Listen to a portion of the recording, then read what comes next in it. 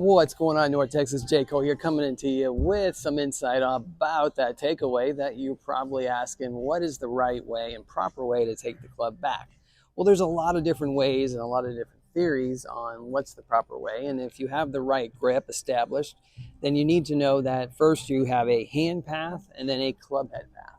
All right, so let's first talk about the hand path. So the hand path is not to go out and away from your body. It's to keep the hands where they are, just working around your belt line in a circular motion. So that's what that orange is for.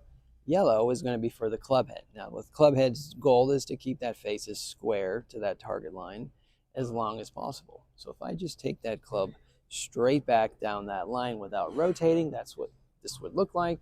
And then on the downswing, it would need to do something like so, get back on orange to get that face back to square to match up what I'm trying to do. This is position number 2 in the golf swing and also position number 6. So they should almost overlap, but the only way for that club face to match back up, to be parallel to my spine, which is called a square face, we have to do things called extending with the wrists and then going into a flexing with the wrist.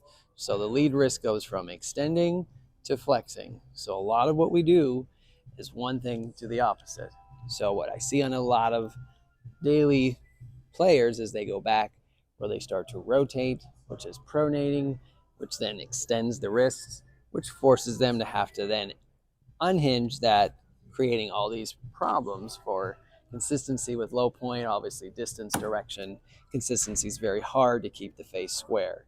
Now, once you work on your hand path and work on your club face, it's all about repeating this over and over.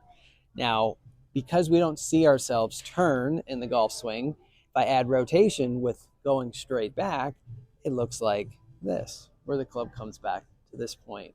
On the downswing, the same thing here. It doesn't look like this because on the downswing, I start to add rotation, which the club comes back to that same spot.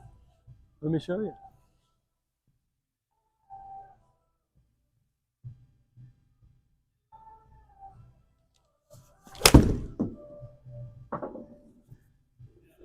Something like that.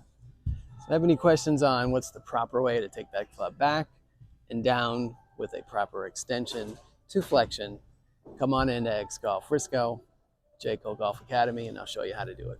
Until next time.